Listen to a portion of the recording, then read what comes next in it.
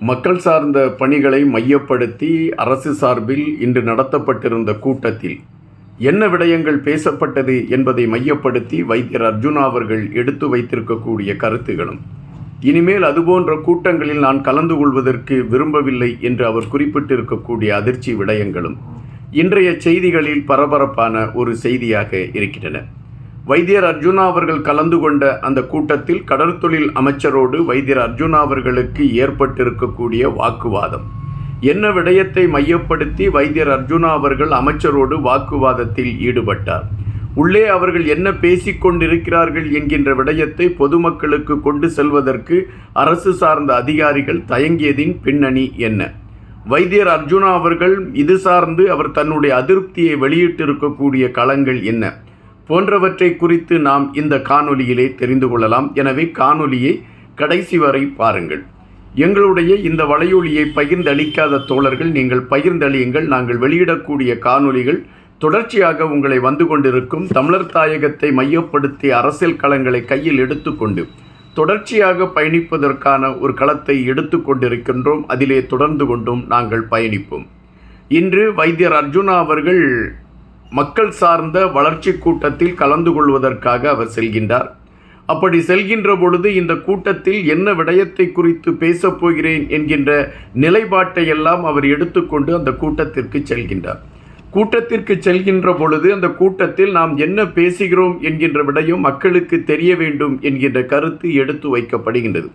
ஆனால் அரசு சார்ந்தவர்கள் அதற்கான எந்த நடவடிக்கையும் எடுக்கவில்லை. காரணம், அந்த கூட்டத்தில் பேசப்படுகின்ற விடயங்கள் மக்களுக்கு தெரியாமல் இருக்க வேண்டும் என்கின்ற நிலைப்பாட்டை அரசு சார்ந்தவர்கள் எடுத்திருக்கக்கூடிய ஒரு களத்தை நாம் அங்கு பார்க்க முடிகின்றது.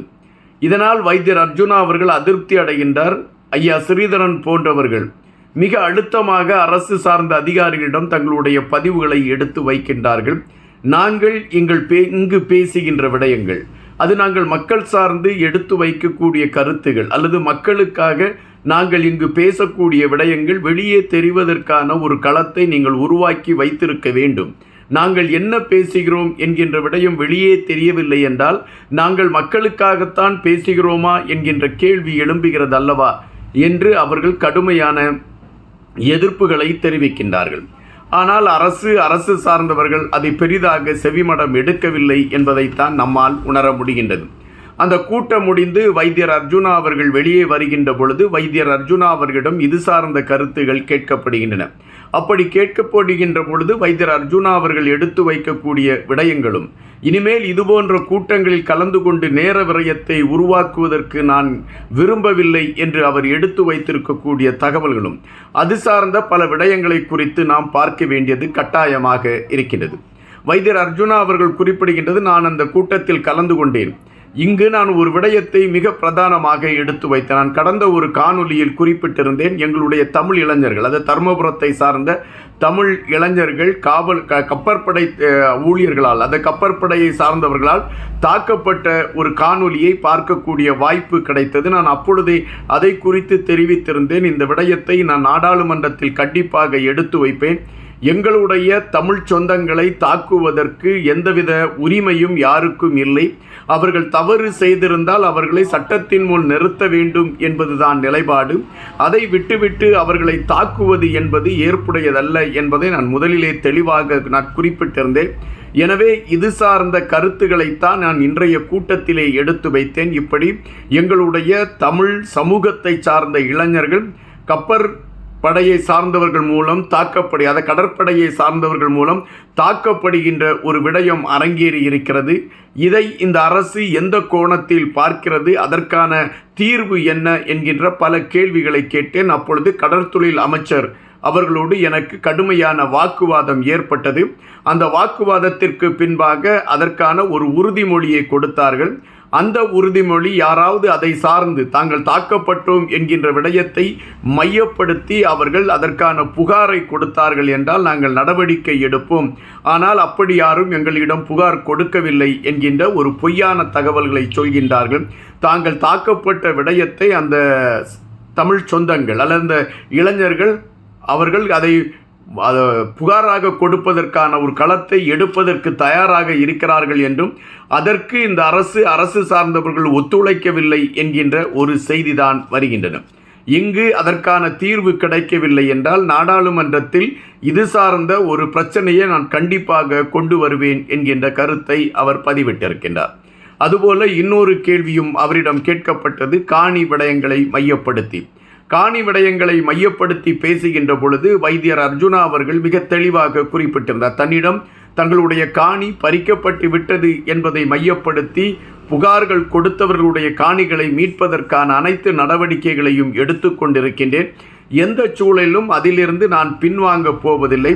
பாதிக்கப்பட்டவர்களுடைய அந்த பாதிப்புகள் தீர்வதற்கான அனைத்து களங்களையும் எடுத்துக்கொண்டு நான் அது சார்ந்த ஒரு செயல்பாடுகளை மிக தெளிவாக உருவாக்கி கொண்டிருக்கிறேன் என்று வைத்தியர் அர்ஜுனா அவர்கள் அறிவித்திருந்த ஒரு விடயமும் பார்க்கப்படுகின்றது. அப்படி என்றால் மக்கள் சார்ந்த விடயங்களை பேசுவதற்கான ஒரு களத்தை வைத்தியர் அர்ஜுனா அவர்கள் இந்த கூட்டத்தில் எடுத்திருக்கிறார் என்பது உறுதியாகிறது. அதுபோல தமிழர் இளைஞர்கள் தாக்கப்பட்டார்கள் என்கின்ற விடயத்தை மையப்படுத்தி வைத்தியர் அர்ஜுனா அவர்கள் எடுத்து வைத்த அந்த கருத்துகளுக்கு அந்த குற்றச்சாட்டுகளுக்கு சரியான விடை கிடைக்கவில்லை என்பதையும் நாம் அவருடைய பதிவிலிருந்து புரிந்து கொள்ள முடிகின்றது. கடற்தொழில் அமைச்சர் இந்த விடயத்தில் தலையிட்டு எங்களுடைய தமிழ் உறவுகள் தாக்கப்பட்டிருக்கிறார்கள், அதற்கான அந்த குற்றவாளிகள் யாராக இருந்தாலும் அவர்கள் தண்டிக்கப்பட வேண்டும் என்கின்ற நிலைப்பாட்டை எடுக்க வேண்டியவர் தடுமாறி நின்றிருக்கிறார் என்கின்ற செய்தியையும் வைத்தியர் அர்ஜுனா அவர்களுடைய வார்த்தைகளில் இருந்து நம்மால் புரிய முடிகின்றது. அதுபோல ஒரு தாய் வைத்தியர் அர்ஜுனா அவர்களை சந்திப்பதற்காக வந்திருக்கக்கூடிய களமும் அதிலே அவர்கள் தான் கட்டிய பணம் சுமார் 6 லட்சத்திற்கு மேற்பட்ட பணம் ஒரு குறிப்பிட்ட நிறுவனத்திடம் கட்டப்பட்டு அது ஏமாந்த விடயத்தை மையப்படுத்திய ஒரு புகாரோடு அந்த தாய் வந்து அமர்ந்திருந்ததும் வைத்தியர் அர்ஜுனா அவர்களை சந்தித்து அதற்கான ஒரு விடிவு கிடைப்பதற்கான களத்தை நோக்கி நகர்வதற்கான முயற்சிகளை அந்த தாய் எடுப்பதற்காக காத்திருந்த விடயங்களை சார்ந்த பதிவுகளையும் நம்மால் பார்க்க முடிகின்றது. இப்பொழுது பொதுவாகவே மக்கள் தங்களுக்கு ஏதாவது ஒரு தீர்வு கிடைக்க வேண்டும், தங்களுடைய பிரச்சனைக்கு தீர்வு கிடைக்க வேண்டும் அல்லது தாங்கள் பட்டுக்கொண்டிருக்கக்கூடிய இன்னல்களுக்கு விடிவு கிடைக்க வேண்டும் என்றால் அவர்கள் தட்டுகின்ற கதவுகளாக வைத்தியர் அர்ஜுனா அவர்களுடைய கதவு இருக்கின்றன. இங்கு ஒரு விடயத்தை நாம் பதிவு செய்ய வேண்டியதாக இருக்கின்றது. வைத்தியர் அர்ஜுனா அவர்களுடைய கதவு மக்களுடைய குறைகளை தீர்ப்பதற்கு எப்பொழுதும் திறக்கக்கூடிய ஒரு கதவாக இருக்க வேண்டும் என்பது நாம் இங்கு பதிவு செய்ய வேண்டியதாக இருக்கின்றது. வைத்தியர் அர்ஜுனா அவர்களிடம் தன்னுடைய குறைபாடுகளை சொல்ல வேண்டும் என்று வந்திருந்த அந்த தாயார் சுமார் 5 மாதங்களாக வைத்தியர் அர்ஜுனா அவர்களை சந்தித்து பேச வேண்டும் என்று முயற்சிகள் எடுத்ததாகவும் அதற்கான களங்களை அவர் பலமுறை எடுத்து தோல்வி அடைந்ததாக அவர் ஒரு குற்றச்சாட்டையும் வைத்திருந்தார்.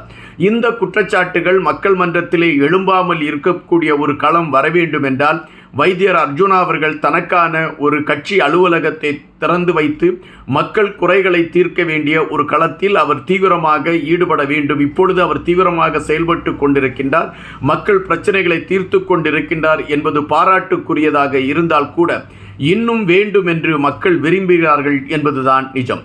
கண்டிப்பாக வைத்தியர் அர்ஜுனா அவர்கள் மக்கள் சார்ந்த விடயங்களில் தன்னுடைய முழு நேரத்தையும் செலவிட்டு அவர்களுக்காக களத்தில் நிற்பதற்கு அவர் தயாராக இருப்பார் என்பது நாம் அறிந்த செய்திதான்.